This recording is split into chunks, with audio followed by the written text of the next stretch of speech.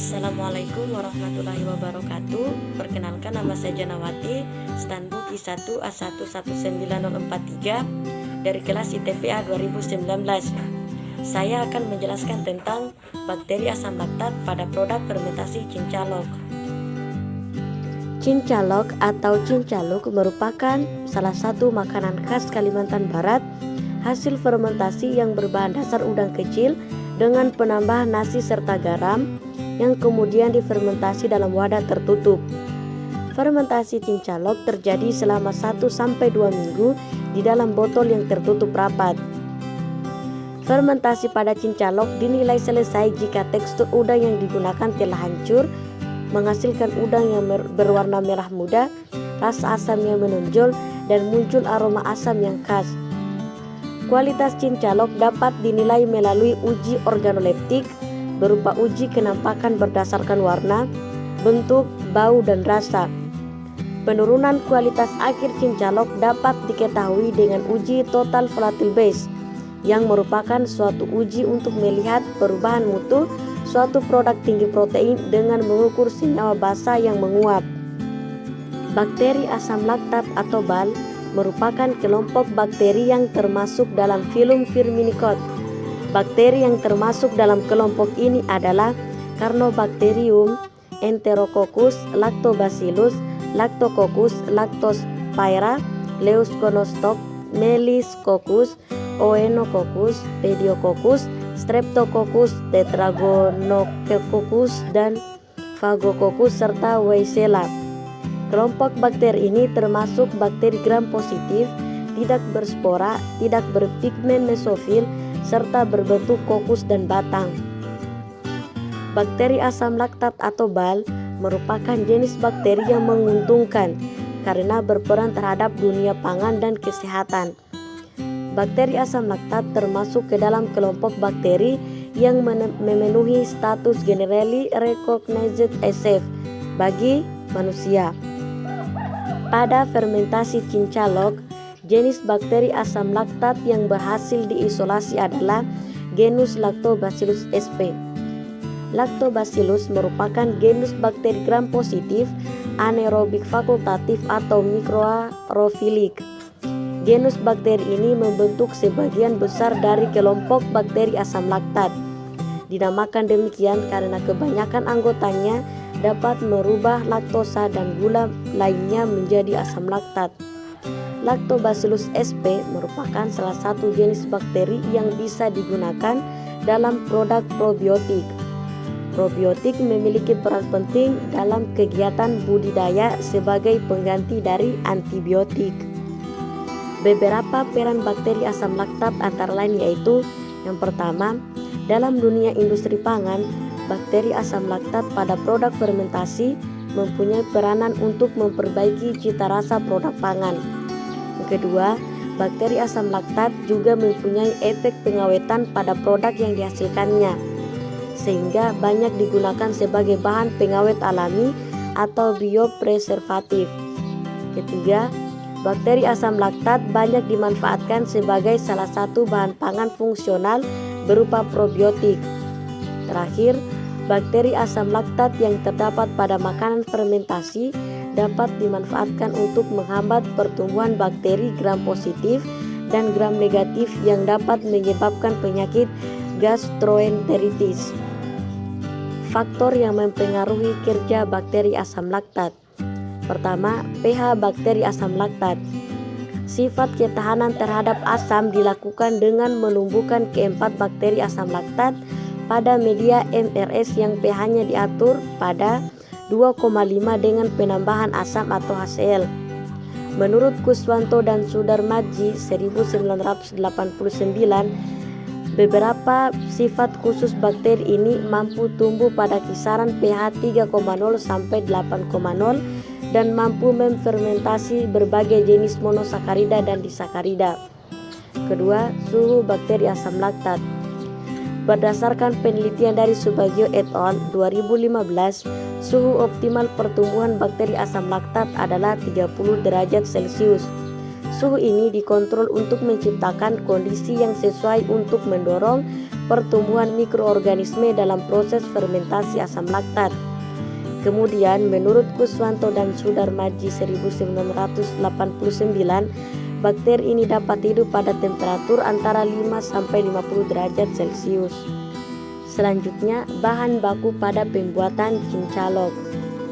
Pembuatan cincalok menggunakan udang rebon sebagai bahan utamanya, yang dicampurkan bahan pelengkap yaitu garam dan nasi dengan perbandingan 7:1:2. Penggunaan garam bertujuan untuk menyeleksi jenis mikrobia yang tumbuh dan menghambat pertumbuhan mikrobia pembusuk, sehingga hanya mikrobia tahan garam yang dapat tumbuh. Nasi digunakan sebagai campuran dalam pembuatan cincalok, karena nasi dapat berfungsi sebagai penyedia glukosa bagi pertumbuhan bakteri asam laktat. Udang rebon yang sering digunakan sebagai bahan baku utama dalam pembuatan cincalok, salah satunya adalah udang jenis Mysis relicta yang juga sering digunakan dalam pembuatan terasi. Kandungan gizi udang rebon per 100 gram dapat dilihat pada tabel berikut. Kemudian diagram alir pembuatan cincalok. Pertama-tama udang yang akan digunakan dibersihkan terlebih dahulu. Kemudian udang yang telah dibersihkan dikeringkan sampai tidak ada air lagi. Udang harus dikeringkan agar tidak membusuk. Kemudian setelah kering, udang dicampur dengan gula dan garam sesuai selera dan diaduk sampai rata. Biasanya orang-orang di Kalimantan Barat akan menambahkan sedikit pewarna merah agar terlihat lebih menarik. Selanjutnya ditutup selama 1-2 minggu di dalam botol. Setelah itu cincalok bisa disantap menggunakan nasi dan lauk pauk lainnya. Selanjutnya, metabolisme bakteri asam laktat. Berdasarkan jalur metabolisme sakarolitik, bakteri asam laktat dapat dibedakan menjadi 2 kelompok, yaitu homofermentatif dan heterofermentatif. Homofermentatif, bakteri dalam kelompok ini akan mengubah heksosa menjadi asam laktat dalam jalur Embden-Meyerhof dan tidak dapat memfermentasikan pentosa atau glukonat. Heterofermentatif, heksosa difermentasikan menjadi asam laktat, karbon dioksida, dan etanol atau asam asetat sebagai akseptor elektron alternatif. Pentosa lalu diubah menjadi asam laktat dan asam asetat. Perbedaan kedua kelompok bakteri ini didasarkan juga pada kemampuan bakteri asam laktat dalam menghasilkan enzim fruktosa difosfat aldolase. Homofermentatif mampu menghasilkan enzim fruktosa difosfat aldolase, sedangkan heterofermentatif tidak mampu menghasilkan enzim tersebut, tetapi heterofermentatif mampu menghasilkan glukosa 6-fosfat dehidrogenase dan 6-fosfat glukonat dehidrogenase, sehingga mempunyai jalur pembentukan asam laktat yang berbeda. Secara garis besar, keduanya memiliki kesamaan dalam mekanisme pembentukan asam laktat, yaitu pirufat akan diubah menjadi laktat atau asam laktat dan diikuti dengan proses transfer elektron dari NADH menjadi NAD+. Bakteri heterofermentatif melibatkan aldolase dan heksosa aldolase, namun tidak memiliki fosfoketolase serta hanya sedikit atau bahkan sama sekali tidak menghasilkan CO2. Jalur metabolisme dari yang digunakan pada heterofermentatif adalah lintasan Embden, Meyerhof, dan Parnas untuk menghasilkan pirufat, kemudian direduksi menjadi asam laktat yang melibatkan enzim laktase dehidrogenase menggunakan kelebihan NADH. Beberapa contoh genus bakteri yang merupakan bakteri homofermentatif adalah Streptococcus, Enterococcus, Lactococcus, Pediococcus, dan Lactobacillus. Bakteri bersifat homofermentatif mengubah hampir semua gula yang mereka gunakan, terutama glukosa menjadi asam laktat. Pada jalur bersifat homofermentatif mencakup tahap pertama dari semua reaksi glikolisis yang mengarah dari heksosa untuk pirufat. Pada terminal akseptor elektron dalam jalur ini adalah yang pirufat direduksi menjadi asam laktat. Pada fermentasi, pirufat dikarboksilat untuk etanol yang merupakan terminal akseptor elektron yang dikurangi menjadi etanol. Selanjutnya, enzim yang berperan dalam fermentasi cincalok. Uji aktivitas enzim dilakukan untuk mengetahui kemampuan isolat Lactobacillus sp dalam menghasilkan enzim amilase, protease, dan lipase. Hasil uji menunjukkan bahwa isolat tersebut tidak menunjukkan aktivitas enzim amilase yang ditandai dengan tidak terbentuknya zona bening di sekitar koloni bakteri asam laktat. Pengujian ini dilakukan dengan menggunakan media MRS agar yang diperkaya pati sebagai sumber karbohidrat. Pati merupakan polisakarida yang dapat terhidrolisis menjadi karbohidrat yang lebih sederhana dengan adanya enzim amilase.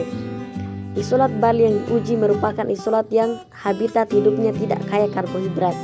Hal ini diduga menyebabkan isolat bal dari cincalok formulasi ini tidak memiliki kemampuan menghasilkan enzim amilase. Kemudian, uji aktivitas enzim protease dilakukan dengan menggunakan media MRS agar yang diperkaya susu skim sebagai sumber protein. Protein merupakan substrat bagi enzim protease dan dapat diubah menjadi asam-asam amino penyusunnya melalui proses hidrolisis. Hasil uji menunjukkan bahwa isolat Lactobacillus sp tidak memiliki aktivitas enzim protease yang ditandai dengan tidak terbentuknya zona bening di sekitar koloni. Isolat bakteri asam laktat dari produk lain ada yang menunjukkan aktivitas enzim protease, yaitu isolat dari pasta keju asal Italia dan beberapa jenis ikan laut di Algeria. Keberadaan enzim protease pada bahan makanan yang kaya enzim dan kaya protein dapat merugikan karena proses pembusukan akan lebih cepat terjadi. Selanjutnya, uji aktivitas enzim lipase dilakukan untuk mengetahui kemampuan isolat bakteri asam laktat dalam menghasilkan enzim lipase. Enzim lipase merupakan enzim yang berperan dalam hidrolisis lemak menjadi asam lemak yang dapat menyebabkan bau tengik pada bahan makanan, sehingga keberadaan bakteri asam laktat yang dapat menghasilkan enzim ini dapat menurunkan kualitas produk makanan. Uji ini menggunakan media MRS agar yang diperkaya margarin sebagai sumber lemak. Hasil uji menunjukkan bahwa isolat Lactobacillus sp tidak memiliki aktivitas enzim lipase yang ditandai dengan tidak terbentuknya zona bening di sekitar koloni. Baik, itu saja yang dapat saya jelaskan. Wassalamualaikum warahmatullahi wabarakatuh.